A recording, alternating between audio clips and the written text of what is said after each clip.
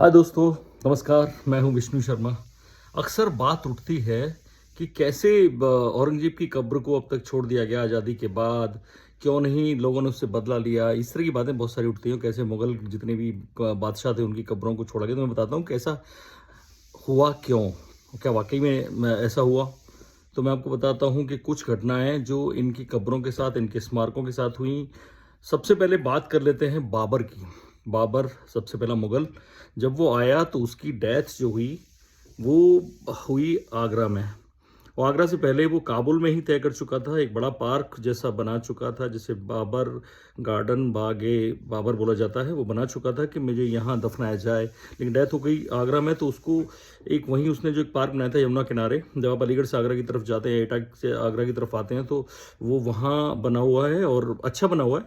लेकिन वहाँ रखा गया, वहाँ दफन कर दिया गया। और करीब 8-10 साल बाद उसको ले जाया गया, क्योंकि हुमायूं भागा भागा फिर रहा था। तो कौन ले जाए, कैसे जाए, फाइनली वो काबुल पहुंचाया गया। लेकिन जो जगह थी उसको बाद में, पहले उसने बाग का नाम कुछ और दिया था, लेकिन लोगों ने कहा कि भैया यहाँ आराम किया है बाबर की जो शव ने, तो उसको आराम बाग नाम दे दिया गया। लेकिन मराठों को ये पसंद नहीं आया। मराठों ने 1774 से के बाद कुछ साल तक, 1803 तक शायद, उस इलाके में राज किया, ब्रज क्षेत्र में।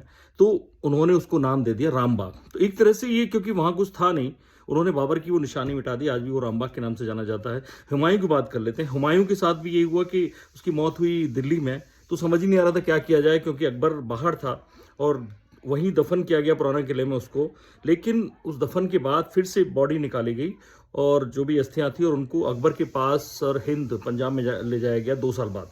और उसके बाद उनकी एक बेगम थी, और उन बेगम ने ये जिम्मा लिया हज से लौटने के बाद, मैं इनका स्मारक बनाऊंगी। हुमायूं मकबरा बन के दिल्ली में तैयार हुआ। और क्योंकि दिल्ली उस दिन के बाद से लगातार कब्जों में रही मुगलों के, और मराठों ने भी कब्जा किया, लेकिन मुगलों को ही उन्होंने अपनी सरपरस्ती में बनाए रखा कि भाई तुम देखो। और उन्होंने उस तरह से ज़्यादा छेड़छाड़ हुमायूं की उसके साथ नहीं हुई। लेकिन जब बात करते हैं अकबर की, अकबर के साथ तो वो हुआ है कि लोग हैरत में पड़ जाएंगे। जब जब खुद खुद औरंगजेब बादशाह था आगरा में, आगरा से एक तरह से वो चला रहा था, ताजमहल था। हालांकि औरंगजेब ने दिल्ली से सरकार चलाई थी, लेकिन आगरा में बहुत बड़ा रोल रहता था। और अकबर की जो कब्र थी वो सिकंदरा में, आगरा में दफन है, सबको मालूम है, आज भी लोग जाते हैं। लेकिन क्या उन्हें मालूम है अकबर की अस्थियां वहां नहीं है?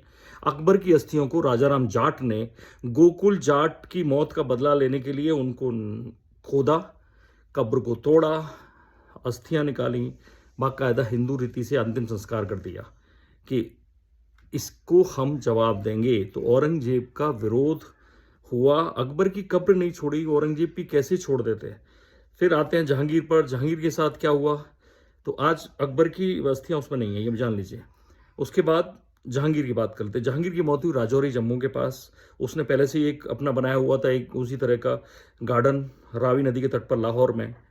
आपको मालूम है कि महाराजा रणजीत सिंह ने वहाँ अटैक किया, तो उनके एक सहयोगी थे, उन्होंने उसे कब्जे में ले लिया, और कोई मूसा करके थे, और उनको उन्होंने रेजिडेंस बना दिया जहांगीर की कब्र का, जो पूरा स्मारक बनाया गया था।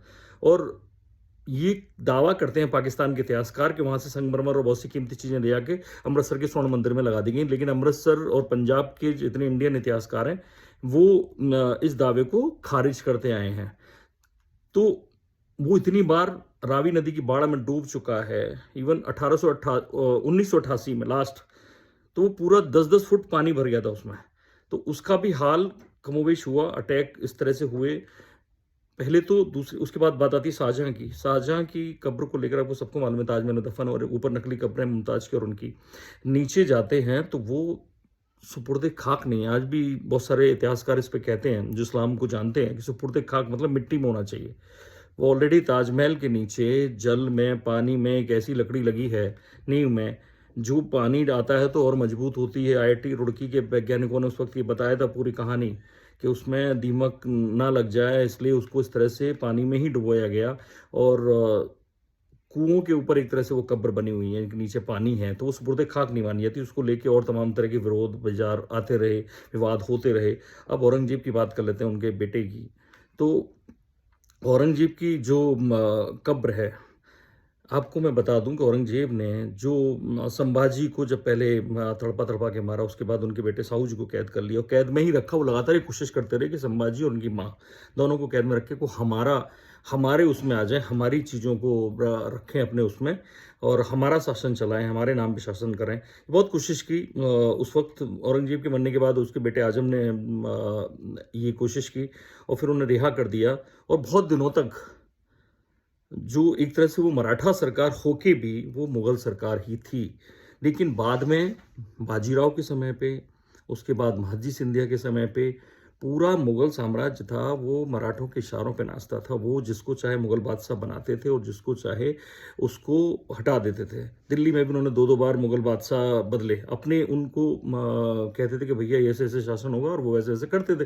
तो क्या जरूरत थी उन चीज़ों को करने की? जब उन्हें लगा तो हमारे रहमो करम पर जी रहे हैं, इनसे क्या बदला लेना। तो औरंगजेब की कब्र भी इतनी कोई शानदार नहीं बनी थी कि उसको तोड़ के कोई गुस्सा निकालता। गुस्सा निकल गया था, ऑलरेडी उनको सब कुछ घुटनों पर ला दिया था, क्योंकि पढ़ाया नहीं गया इतिहास में कि किस तरह से मुगल जो थे, एक बार शाह आलम के बारे में कहा जाता है कि एक मुगल बादशाह था कि वो दिल्ली से पालम तक शाह आलम का राज था। तो इस तरह की तमाम चीज़ें मिलेंगी। बहादुर शाह जफ़र भी थे, उन्होंने भी अपना एक जफ़र महल बनवाया महरौली में कि मैं यहाँ दफनाया जाऊँगा, लेकिन 2 गज ज़मीन उन्हें नहीं मिली, उनको बर्मा में दफना दिया गया।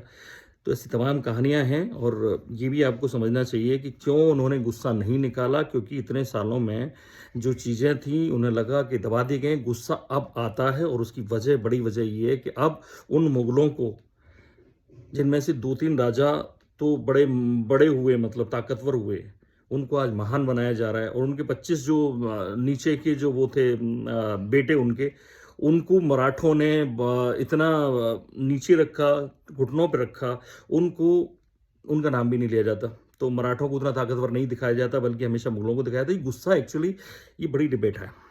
आपको दिखाते रहेंगे, बताते रहेंगे उस तमाम सारे ऐसे वीडियोस। नमस्कार।